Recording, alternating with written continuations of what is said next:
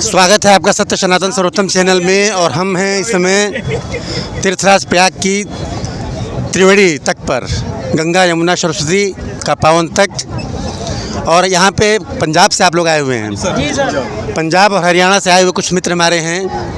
इन्होंने गंगा में स्नान किया और अपनी श्रद्धाएं अर्पित की। आइए बात करते हैं कि इनका अनुभव कैसा रहा। क्या नाम है आपका? डगर शर्मा।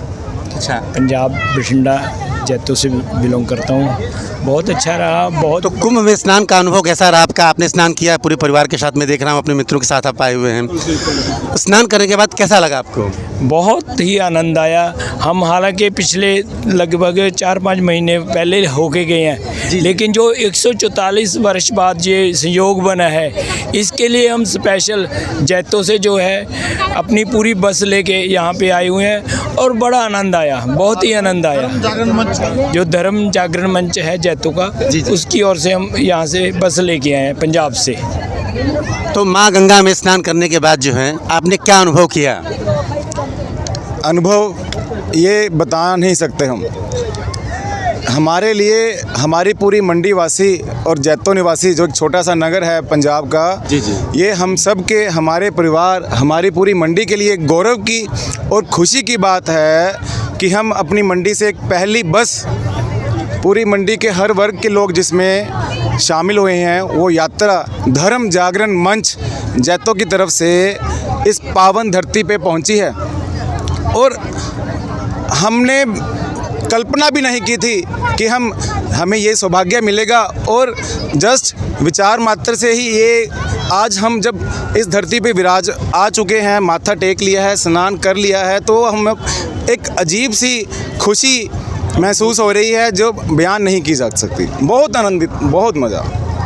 तीर्थराज प्रयाग में आप पहली बार आए हैं और योगी जी ने जो व्यवस्थाएं की हैं, उन व्यवस्थाओं से आप कहाँ तक संतुष्ट हैं? और कुछ लोग जो सनातन के विरोधी हैं वो कह रहे हैं कि यहाँ की व्यवस्थाएं अच्छी नहीं हैं और तमाम तरह की दिक्कतें हो रही हैं। आपका अपना व्यक्तिगत अनुभव क्या रहा? जो विरोधी हैं उनके मुंह पर चपेड़ है योगी जी की, और आम जनता की भी चपेड़ है जी।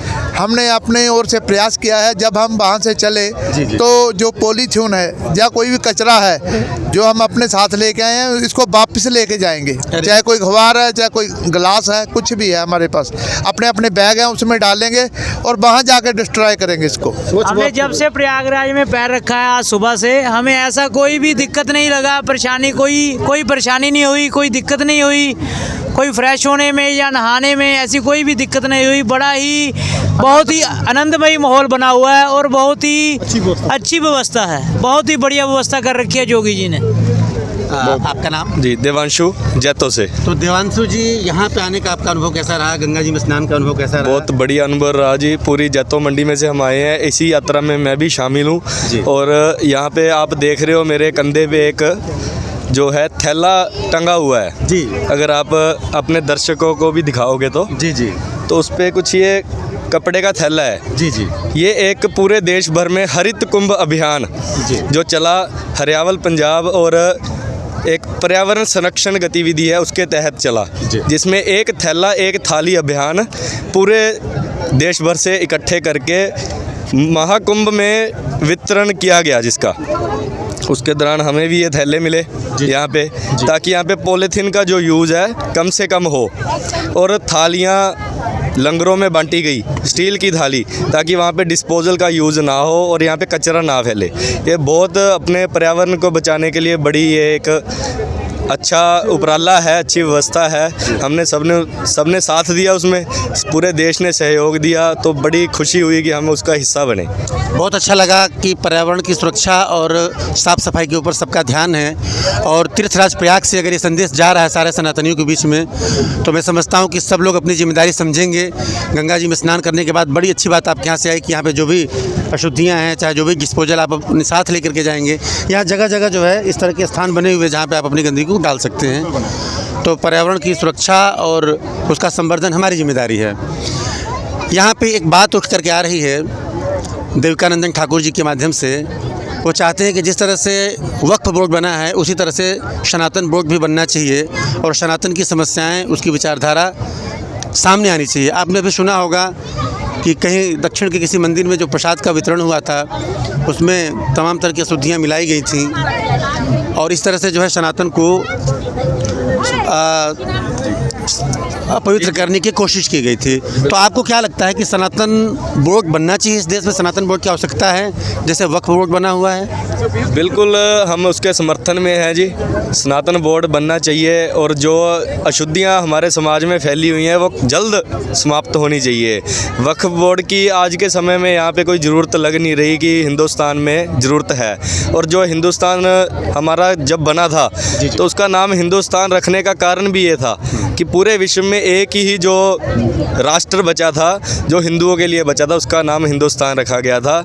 पर आज उसमें लग नहीं रहा कि कुछ हिंदुस्तान में हिंदू ही हम देख रहे हैं कि मुस्लिम आबादी भी बढ़ रही है और कुछ ना कुछ ऐसी घटनाएं होती जा रही हैं। और हम पंजाब की बात करें तो सबसे बड़ी समस्या हमें आज फेस करनी पड़ रही है, कन्वर्जन बहुत तेज़ी से बढ़ रहा है जी। धर्मांतरण किया जा रहा है, लालच दे के बहला के फुसला के हमारे परिवारों में से ही धर्मांतरण हो रहा है। हम अपनी आंखों से देख रहे हैं। पंजाब में भी हो रहा है? पंजाब में बहुत तेज़ी से हो रहा है। और आपको एक आपके माध्यम से मैं जानकारी देता हूँ कि हम कई देशों के समूह को मिलाकर जैसे हम कहते हैं एशिया जी, एशिया की सबसे बड़ी जो चर्च है वो पंजाब में बन रही है जिसको गुरुओं की धरती कहा जाता है। तो ये जानकारी आपको आगे भी देनी चाहिए, सभी को पता होनी चाहिए कि यहाँ पर क्या उनका अस्तित्व है, कहाँ से यहाँ पर वो आए, कहाँ से पैदा हुए। और एशिया की सबसे बड़ी जो चर्च है हमारे पंजाब में बन रही है।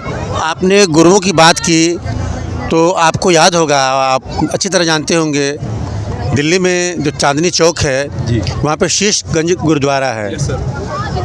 और वो क्यों मशहूर है? आप भरे चौराहे पे तेग में जला दिया गया था। सबसे पहले जो बलिदान की बात आती है तो वो पंजाब की धरती से आती है, वो गुरुओं के माध्यम से आती है। गुरुओं ने अपनी जान दी, अपने शहजादे गंवाए, लेकिन अपना धर्म नहीं जाने दिया। जो पहला जो त्याग है हमें जो है गुरुओं के शाप से की तरफ से देखने को मिलता है। और आपने बताया कि पंजाब जैसी धरती जो उनकी कर्मस्थली रही है वहाँ पे कन्वर्जन की बात हो रही है। तो हिंदू धर्म से कन्वर्ट करके चाहे इस्लाम में कन्वर्जन हो चाहे क्रिश्चियनिटी में कन्वर्जन हो, इसके पीछे कारण क्या रहा है? इसका मैं जवाब देना चाहूँगा। 1 मिनट क्षमा चाहता हूँ मैं। नहीं बिल्कुल बोलें। ये तो देखिए जो पंजाब की बात चली है तो पंजाब में ज़्यादातर लोग पंजाबी हैं, चाहे वो हिंदू हों चाहे वो सिख हों जी। तो जैसे आपने पहली बात बता दी, आपने जिक्र किया गुरु तेग बहादुर जी की शहादत का जी, जिनको कहा गया कि वो हिंद की चादर थे। हिंद की चादर गुरु तेग बहादुर, ठीक है ना। हिंद की चादर थे, वो हिंद को ढकने वाले थे, हिंद को बचाने वाले थे। तो सिख और हिंदू में कोई अंतर नहीं है क्योंकि जब तक इस देश के सनातन धर्म पर जब भी कोई आँच आई है तो हिंदू और सिख दोनों धर्मों ने उसका डटकर मुकाबला किया है। अगर हम गुरुओं की तरफ देखें तो जो 4 साहिबजादे शहीद हुए थे, गुरु गोविंद सिंह जी का पूरे परिवार का बलिदान हुआ था, चाहे उनके पिता साहिबजादों के नाम भी मैं चाहूँगा कि आपके माध्यम से लोगों तक पहुँचे और उनके बारे में पूरी बात जो है बताएं ताकि उनकी शहादत लोग याद रखें। 25 दिसंबर को लोग बड़ा दिन के तौर पे मनाते हैं और नए साल के आगमन के तौर पे मनाते हैं और लोग भूल जाते हैं कि उस दिन जो कितनी बड़ी शहादत दी गई थी अपने सनातन धर्म की तरफ से, अपने पंजाब की तरफ से और लोगों की तरफ से। जी बिल्कुल। सबसे पहले तो सर्वप्रथम मैं बात करना चाहता हूँ कि गुरु गोविंद सिंह की जब 9 वर्ष की आयु थी तब उनके पिताजी जो गुरु तेग बहादुर जी थे उन्होंने बलिदान दिया था सनातन धर्म के लिए। औरंगजेब जो कि हम जानते हैं कट्टर इस्लामिक मुसलमान शासक था जिसने उस टाइम भी ज़बर जुल्म इतना किया था कि वो भी जैसे आज कन्वर्जन हो रहा है वो तलवार के जोर पर सभी हिंदू भाई बहनों का और अन्य समाज के दीवों का, दलित समाज के पछड़े वर्गों का भी वो तलवार के जोर पर उनको डरा कर धमका कर उनसे मारपीट कर कर उसको ज़बरदस्ती इस्लाम कबूल करवा रहा था। तब भी गुरु साहब गुरु गोविंद सिंह जी ने धर्म के संरक्षण के लिए, सनातन को बचाए रखने के लिए अपना बलिदान दिया था। तब महज गुरु गोविंद सिंह की आयु जो थी 9 वर्ष की थी, लेकिन आगे चलकर 9 वर्ष की आयु के बाद गुरु गोविंद सिंह जी ने उनकी गद्दी को संभाला। उन्होंने अपने पूरे परिवार को खड़ा किया, पूरी देश की सिख कौम को और हिंदुओं को खड़ा किया। किसके लिए? इस्लाम के अगेंस्ट लड़ने के लिए, क्योंकि तब भी इस्लाम धर्म विरोधी था, मानवता के विरुद्ध था। ये आज की बात नहीं है, पुरातन की बात है।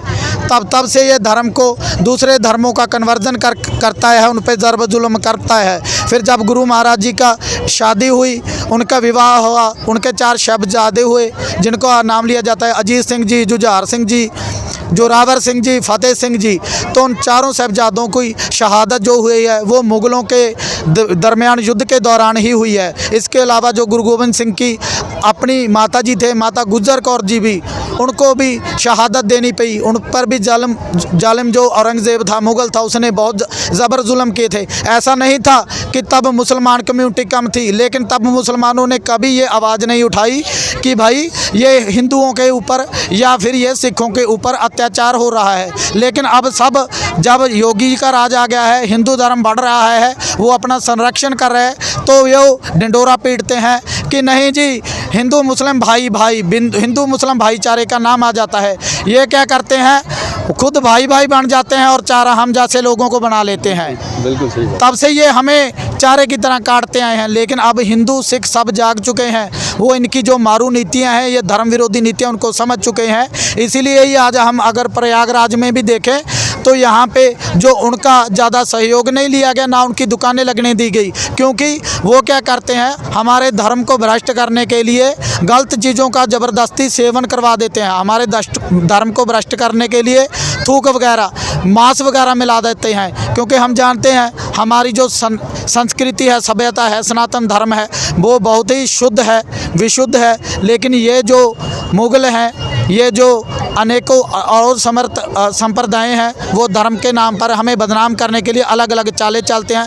लेकिन मैं फिर से कहना चाहता हूँ, पंजाब में कुछ भी हो जाए, देश भर में कुछ भी हो जाए, हिंदू और सिख ये दोनों कौमों का 9 मास का रिश्ता था और रहेगा। ये एक दूसरे के लिए मरने मारने के लिए, अपने आप को बचाने के लिए तैयार है, और ये सदैव एक रहेंगे। ना कभी खालिस्तान बनेगा, ना कभी यहाँ पे मुग़लों का शासन दोबारा आएगा। जहाँ तक अतिक्रमणकारियों ने अपना अतिक्रमण कर रखा है ज़बरदस्ती, वो सारे धर्म तीर्थ स्थल उनसे वापस लिए जाएंगे। दोबारा फिर से धर्म की ध्वजा फहराएगी, भारत जगत गुरु देश कहलाएगा। वो ज़्यादा दिन दूर नहीं है, दोबारा से फिर हिंदू जाग गया है। हम सबको बहुत बहुत बधाई हो, क्योंकि दोबारा से फिर से महाकुंभ जैसे मेलों का आयोजन हो रहा है। कोर्ट और न्यायालय भी इस बात की पुष्टि कर रहा है कि जहां पर हिंदुओं के तीर्थ स्थल हैं, वो हिंदुओं को दिए जाए। जय हिंद, जय भारत, जय सनातन। भारत माता की। जिस हिंदू का खून न खोला, खून नहीं वो पानी है। जिस हिंदू का खून न खोला, खून नहीं वो पानी है। जिस हिंदू का खून न खोला, खून नहीं वो पानी है। बड़ी सुंदर बात आपके यहाँ से जा रही है। एक संदेश जो है तीर्थराज प्रयाग की धरती से सारे सनातनियों को जाएगा कि वो उन कुर्बानियों को याद रखें जो उनके पूर्वजों के द्वारा दी गई, जो सिख धर्म के मानने के वालों को दी गई। गुरु नानक जी ने तो जो लंगर चखाया था, और जो वो उनको व्यापार करने के लिए जो पैसे उनके वालिद साहब की तरफ से दिए गए थे, जो उनके पिताजी ने दिए थे, उसको भी उन्होंने किया। और वही परंपरा हम अभी तीर्थराज प्रयाग में हर जगह देख रहे हैं। जगह जगह लंगर चलाए जा रहे हैं, जगह जगह लोगों को जो है भोजन का वितरण दिया जा रहा है।